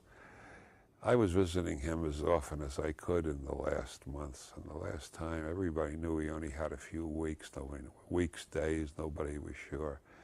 And as I left, I said, Timothy, I want to tell you, I've met Buckminster Fuller, and I still think you're the most intelligent man I ever met. I've met George Carlin, and I still think you're the funniest man I ever met. And Timothy, sitting there in his wheelchair, grinned at me and said, Bob, you're an excellent judge of character. That's my, well, no, I got another favorite Leary. I got 100 favorite Leary stories, but I'll let you off with just one more. A month after his death, I got an email from him. It said, Dear Robert, he always called me Robert. Everybody else calls me Bob. I don't know why. He always called me Robert. And he insisted that everybody call him Tim instead of Timothy. Anyway, he always called me Robert. And this email said, Dear Robert, how are you doing? I'm doing fine over here, but it's not what I expected. Too crowded. Love, Timothy.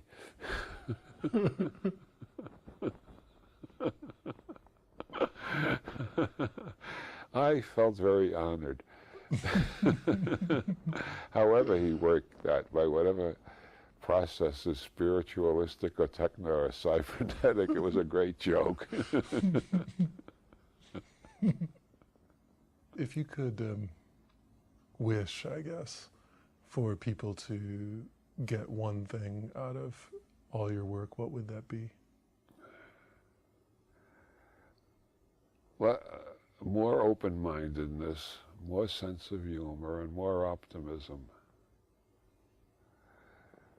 I don't think there's a single problem facing this planet that can't be solved. I think some of them, the solutions already exist. The problem is implementing the solutions, getting the power elite to recognize that this is in their own best interest too, to allow some changes to occur. Well, I said it earlier, pessimists don't start computer companies, they don't start anything. Pessimists do nothing but sit around and bitch. Everything is done by the optimist. Besides, somebody named, I think, Barefoot, who may or may not be an American Indian, it may be an old Norwegian name for all I know. A psychologist named Barefoot published some statistics which seem to indicate that optimists outlive pessimists by an average of 19 years, which encourages me to go on being a blithering optimist in spite of all the voices of... I got one guy in Hawaii really pissed off at me. He kept sending me these doomsday announcements about Y2K, and I kept sending him back the craziest apocalyptical Christian prophecies, which he did not take as seriously as Y2K. He stopped writing to me finally, alas. So all in all, you're trying to spread a little light. Well, yeah, spread a little, well, wait a minute, yeah, humor, skepticism, open-mindedness, and optimism. Or as Alan Miller likes to say, he's a psychologist, a good friend of mine, have a little fun, make a little money, do a little good. I think that's as good a life script as anybody can imagine. Bob, one of the consistent themes in almost everything you've written is about the use of language, particularly in the sense of general semantics. What is it about this that intrigues you so much? Well, first I got interested in general semantics, then I got interested in some related fields like metalinguistics. General semantics took Korzybski 900 pages, including a lot of mathematics, to explain what it's all about. Lots of people have written popularizations to make it simpler. I would say part of what it's about, instead of saying what general semantics is all about, part of what it's about is the way the words we use influence our perceptions and therefore our behavior. And metalinguistics, which was founded by Benjamin Lee Whorf, is the science of how different languages create different worldviews. He was an expert in American Indian languages, and one of his most memorable essays was a demonstration that it's easier to discuss Einstein's relativity in Hopi than it is in English. One of Whorf's sentences that I underlined about 30 years ago or 40 was, a change in language can transform our apprehension of the cosmos. And you can't see that very strongly in the Indo-European group because they all have basically the same structure. But if you learn enough mathematics, you begin to think in a different way than Indo-European. And I was fortunate enough to encounter Ezra Pound and Ernest Fenollosa very early on. Pound thought Victorian poetry was a lot of slush and it had lost the qualities of true poetry. He established two rules for modern poetry. Don't use abstractions. If you want to deal with abstractions, write a philosophical essay, but don't try to pass them. And the second rule is after you get rid of all the abstractions, make the imagery as precise, definite as possible. And that was the beginning of the Imagist movement. And writing according to his own rules, Pound attracted the attention of the widow of Ernest Fenollosa. Fenollosa was a Harvard graduate who went to Japan and fell in love with Oriental poetry and Oriental painting. And he wrote several books trying to explain Oriental painting and poetry to Westerners. Before Fenollosa, there was a general impression among Western scholars that Chinese and Japanese poetry was primitive and crude. And Fenollosa argued that it was neither primitive nor crude, but very highly sophisticated. And that's why there are haiku all around these days, including computer haiku and movie review haiku and so on. It was Fenollosa who started the whole interest in brevity and precision of imagery in Oriental poetry, especially the haiku form, but in Chinese poetry generally, even in longer verse forms than the haiku. The whole emphasis is on the specificity and brilliance of the imagery, clarity of imagery. And Pound was writing in that style. Mrs. Fenollosa was looking for somebody to complete her husband's translation of a batch of Chinese poems. She read Pound. She decided he was the one. She turned her husband's notebooks over to him. And Pound thereafter embarked on a 40-year campaign of learning the Chinese language and translating most of the Chinese classics. And this led him to give up the term imagism and describe what he was doing as ideogrammic method. Chinese ideograms are not all made up of pictograms, but a certain percentage of them are. Well, Fenollosa had studied with Emerson, and Emerson was the one who said every word is a fossilized poem. That's much clearer in Chinese than it is in Indo-European. You look at the word for intelligence, for instance, and it's the sun and moon together. In Chinese characters? In Chinese characters. The sun and moon together, so intelligence and brightness are related. My God, we got that in English too. We say the student is bright when we mean the student is intelligent. It's more clear in the Chinese. You look at the sun and moon together. It's two kinds of light, which I think correspond to the right and left spheres of our brain. Or you take the Tao, which so many people have offered so many different translations of.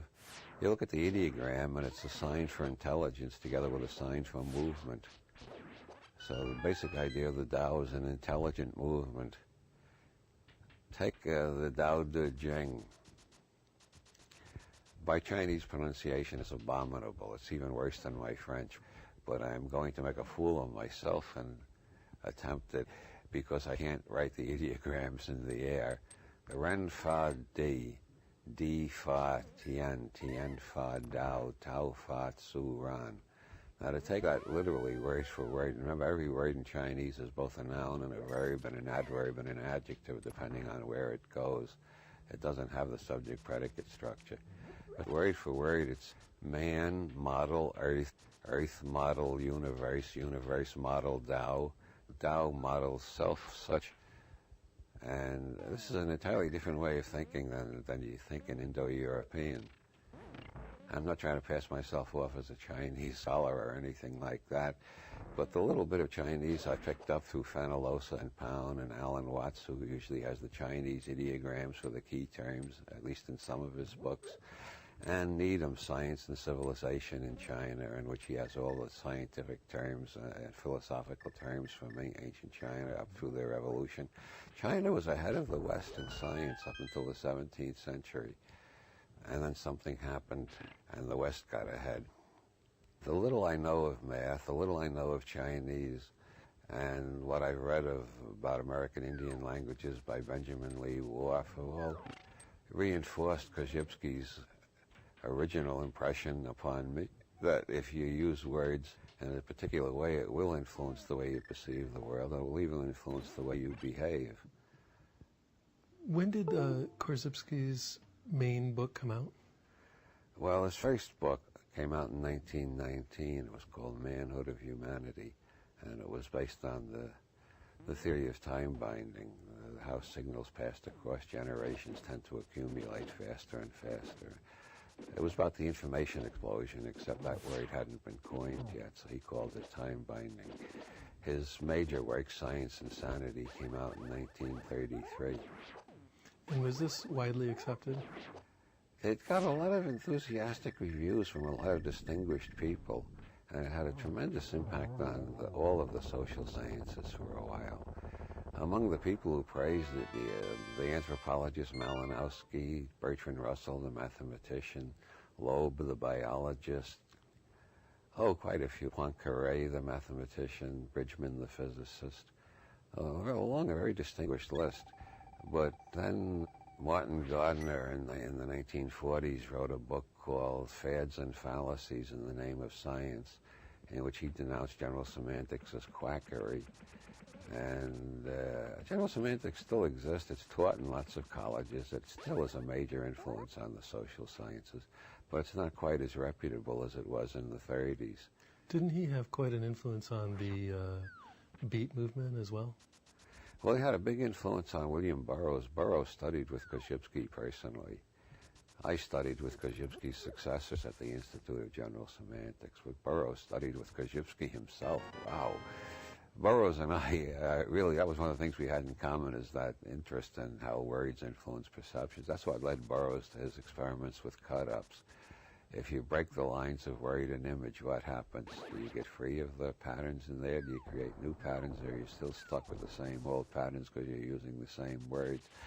I think all of Burroughs' cut-up experiments are interesting. My favorite is in a book called The Third Mind, and it goes, "Goddamn floating whorehouse, death is the navigator." I have no idea what he cut up to produce those memorable lines, but I think that's some of the greatest poetry of the 20th century. He may have cut up a porno novel and a news story, or a porno novel and a poem by Dylan Thomas. Burroughs cut up all sorts of things. Burroughs did a short article in one of his books made up of cut-ups of the most devastating critiques written of his works by critics who didn't like his works. He cut them all up and made a word salad out of them. And he says, "I think this is one of the most remarkable pieces of prose I've ever produced, and I say so without any vanity at all, because I didn't contribute a single word. I just did the arrangement." I did the same thing, by the way, in a minor way. In The Earth Will Shake, the comments, when Sigismundo does his first public performance on the harpsichord. Yeah, and no one can stand it.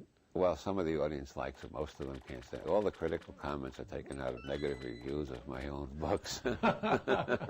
Only I cut them up a little and rearranged them so it could apply to music instead of books. I mean, you got to do something with negative criticism. You can either brood about it and get morbid, or try to forget it, or you can make a joke out of it. Joyce, I think, was the first one to realize the value of making a joke out of it. The 7th chapter of Finnegan's Wake, the Shem the Penman chapter, consists, maybe as much as 70% of lines taken from negative reviews of Ulysses. What did he feel was the value of using them? As Norman Mailer would say, it was one way of saying "fuck you" to the reviewers. We all love our own works. Confucius said we naturally love what we see growing up in our own household, talking about parental love. Well, writers feel that way about their books. Our books are like our children. Anybody who attacks our books, it's like they're attacking our children.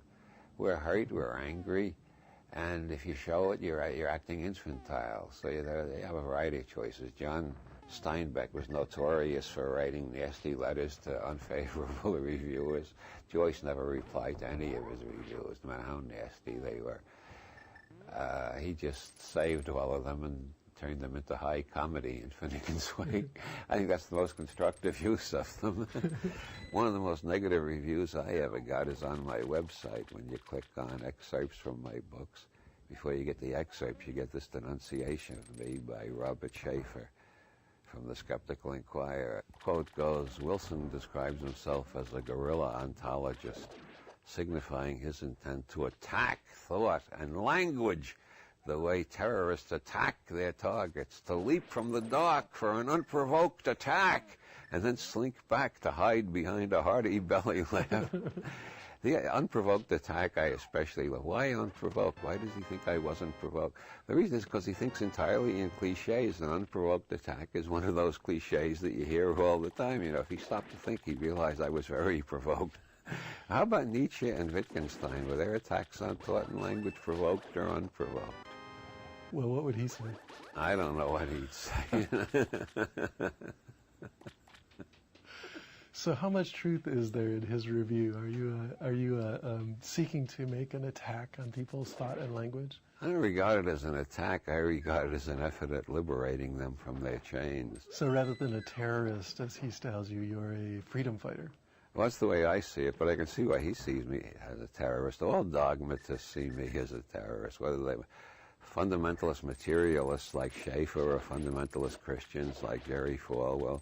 They all recognize that my zetetic or agnostic position is a profound threat, because more and more of modern science, not only the physical sciences, but the social sciences, and modern philosophy in general, more and more are recognizing that if they're not as radical as some of my statements, they all recognize there's a degree of uncertainty in all observation. And if there's a degree of uncertainty in observation, then there's a degree of uncertainty in our inferences that we make from observation. And so anybody who claims to have the complete truth about everything is deliberately contradicting most of the knowledge of the 20th century. Now, has Korzybski's work interwoven well with scientific discoveries in other fields? Yeah, I feel that. I just reread Science and Sanity about a year ago for the first time in about 30 years. I read it about 10 or 15 times when I was in my 20s. Then I felt I had digested it well enough I didn't have to go on rereading it. But a year ago, I reread it again, and I was astounded at nothing Korzybski said in 1933 really needs to be seriously revised in the light of future science. As a matter of fact, most of it makes more sense than it did when he wrote it. The general idea of the organism as a whole and the environment as a whole, they may not use that word, but that appears more and more in all the behavioral and social sciences, including ethology and animal psychology and so on. And his whole emphasis on space-time rather than space and time, which he took from Einstein, that I think is getting more and more generally recognized, that we've got to think in four-dimensional rather than three-dimensional terms, which, you know, that's what underlies that quote from Bucky Fuller I'm so fond of, universe is none simultaneously apprehended. Meaning we can never see the whole universe at once. Yeah, the whole universe at once is a meaningless expression within special and general relativity. All we can say is this part of the universe within the same inertial system we're in. So maybe the world is starting to become a place more friendly to general semantics. Every time I read a book on behavioral science, I see some influence of general semantics. I don't think they've all read Korzybski, but they've all read people who've been influenced by Korzybski. For instance, Gestalt therapy. One of the founders of Gestalt therapy, Frederick Perls, was very heavily influenced by Korzybski, as well as by Wilhelm Reich, by the way. And I think ethnomethodology, Garfinkel never mentions Korzybski, but I don't think Garfinkel could have thought of half of his experiments if he hadn't either read Korzybski or somebody who read somebody who read Korzybski. So, for the benefit of those who don't know much about Korzybski or general semantics, what are the basic ideas that he put forth? Well, as I say, it took him 900 pages, including a lot of mathematics, so everything I say must be taken as an oversimplification. Three of the major principles he puts in terms of the map territory metaphor. The first is the map is not the territory. And at a crude level, if you're dehydrated and about to die of dehydration, no matter how many times I say water, water, water, you're still going to go on being thirsty. The word is not the thing. The map is not the territory. Labels. especially pejorative labels. If you keep referring to somebody by a pejorative label, you more and more treat that person as if they were the label. Or you go into a building and they tell you this is the sacristy, so you're not supposed to raise your voice. The word has created a magic aura. It's just like any other building. You walk into another place and you don't know whether it's a junkyard or an art gallery. And somebody tells you this is an art gallery. Oh, then you look at everything as a work of art. If they told you it was a junkyard, you look at everything as a piece of scrap metal. So the labels that we give objects strongly influence our perception of the object. Yeah. That's why people who keep saying nigger are not going to listen very closely to any argument for racial equality. The word itself hypnotizes them into dividing the human race into two parts, the real humans and the ones that are only partly human. And that's the way they perceive the world, and that word helps perpetuate that type of perception. The same with all racial epithets. But as long as we're going to use words to describe things, how can we help but use maps to describe the territory? Well, we got to use maps. Korzybski's point is we got to realize the map is not the territory. And the second point is the map does not show all the territory. And my favorite illustration of that is a map of Dublin, Ireland, that showed all the territory. It would have to be at least 2,000 years old, because we know there were people settled around there at least 2,000 years ago. It would have to be 2,000 years old, perpetually changing over the 2,000 years, and including God knows how many million human beings, how many 100 million rats and mice, how many billions of bacteria, how many deer, bear, and other critters that have been driven out by now. All of them moving for 2,000 years. That would be a complete map. And it would be no use whatsoever, because the purpose of a map is to simplify it and help you understand. When you include everything you haven't simplified, you don't understand any better. All you got is a vast whirling confusion. So the map does not show all the territory, which means no model covers the whole universe. No theory explains everything. And the third, which is the most subtle, is you can make a map of the map and a map of the map of the map, and so on to infinity, which means that as information accumulates, every map can be revised, and you can make a map of the map. As, for example, chemistry and physics were two different sciences up until physical chemistry began to appear. Neurology and psychology are more and more being replaced by neuropsychology or psychoneurology. Immunology has blended with two other sciences, and now you see there's actually a journal, I think, called the Journal of Psychoneuroimmunology, which is brain, nervous system, immunological system interactions, which is, I think, where you find the whole explanation of faith healing, Christian Science, spontaneous remission, and other medical oddities of that sort, where what people think seems to have an effect on how fast they recover or how well they recover from an illness. And now we got sciences like ethnomethodology, which is sort of the social science that studies other social sciences. That's definitely a map of the map. And in a sense, Marxism is a map of all previous economics. Marxism analyzes how all previous systems of economics rationalize the interests of some class or other.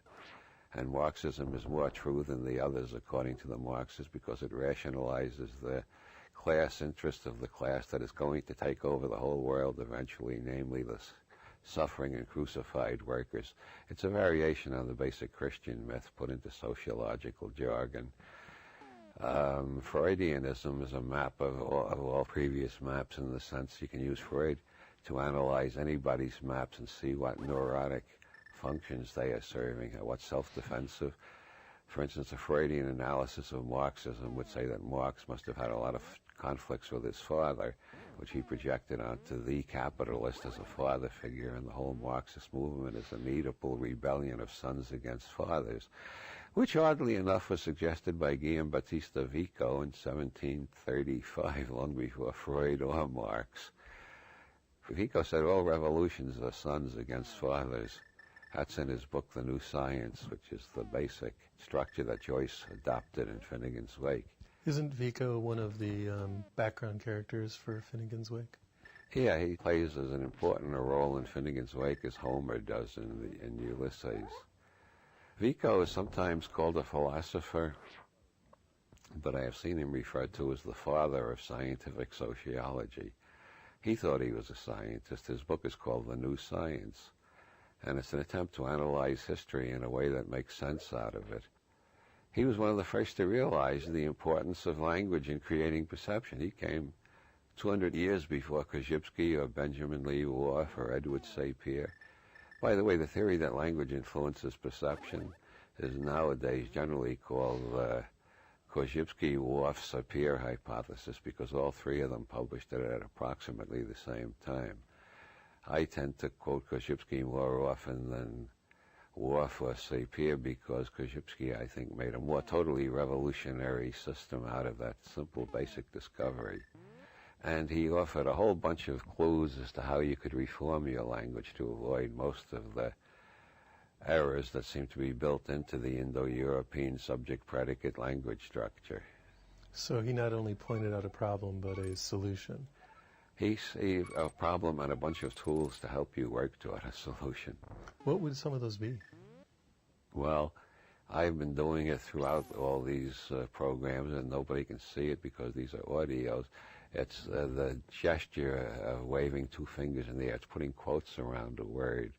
That is to remind yourself and remind the people you're talking to that that word has multiple meanings and there's no general agreement. It hasn't been scientifically and operationally defined, so we may be blundering into metaphysics without even knowing that we're doing so.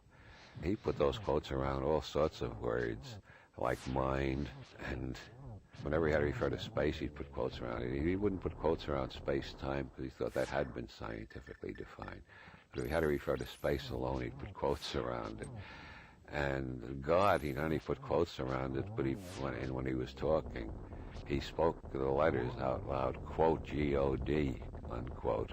He felt that was such a dangerous and unscientific term that you had to protect yourself doubly against falling into traps when you started using it. Another of Korzybski's devices is dating. Like, John is grouchy, which is a sentence you might hear any day, anywhere. It carries over the medieval scholastic version of Aristotelianism implicitly, which assumes that John has some kind of demon or essence or metaphysical something inside him called grouchiness. A more operational statement, which Korzybski would prefer, were John seemed grouchy at the office this morning. Now, if you believe John is grouchy is a sensible sentence, and you meet John at the beach, he's got a beer can in his hand and his arm around a beautiful girl, and he's laughing his head off, then you got to conclude John has multiple personality disorder. John is grouchy and John is cheerful. Always bipolar personality. But if you realize the organism and the environment principle, John may very well be grouchy in the office because it's a miserable place to work. And John may be basically a cheerful person when he's not stuck in the office. Isn't that the kind of ambiguity that we just learn to deal with? Well, the thing is, Korzybski's tactics are to help you deal with it and be on guard against these kind of overstatements. As a fascinating example, fascinating to me anyway, the hero of Joyce's Ulysses, Leopold Bloom. Critics referred to Bloom as a Jew from the 1920s up until the 1970s when somebody published an essay in the James Joyce Review called, "Is Leopold Bloom a Jew?" It depends on how you define Jew. According to the rabbinical definition, a Jew is the son of a Jewish mother. Bloom is not Jewish by that definition. He's the son of a Protestant mother. According to the Nazi definition, a Jew is anybody with a known Jewish ancestor. Bloom is a Jew by that definition because his father was Jewish. A third definition is a Jew is somebody who practices the Jewish religion. By that definition, almost every Jew I know is not a Jew. I don't know a single Jew who practices the religion. And Leopold Bloom doesn't practice the religion either, so he's not a Jew by that definition. The fourth definition is somebody who, even though he doesn't practice the religion and doesn't have a Jewish mother, regards himself as Jewish because of ethnic or cultural solidarity. And then there's a fifth category, which is somebody who doesn't generally think of himself as Jewish, but suddenly finds himself identified that way, or identifying himself that way, like Dreyfus, perhaps, when he denounced some of Israel's foreign policies. I don't think he generally thinks of himself as Jewish, but he had to think of himself as Jewish when he was criticizing Israel. Was Leopold Bloom a Jew? The answer turns out by 3 definitions he isn't, and by 2 definitions he is. And is this trivial? I don't think so. I think Joyce made Bloom's background genetically and culturally so complicated to make anti-Semitism seem even more ridiculous. Because Bloom is only Jewish by some definitions. Yet the anti-Semites that Bloom encounters during the long day of Ulysses, they all treat him as if they know what a Jew is and that Bloom fits their definition. Hardly any of them know he doesn't practice the Jewish religion, for instance. Matter of fact, Bloom is officially a Catholic, although he doesn't practice that religion either, but he converted in order to marry Molly. So you're saying that the words that we use are often reductive to the point of actually warping the situation?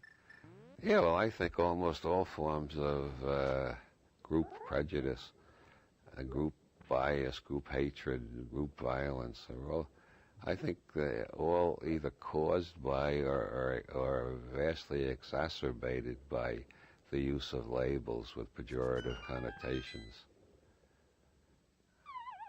So how can we protect ourselves against this besides making quotes in the air and using time-based statements? Well, using the Koszybski system of indexing.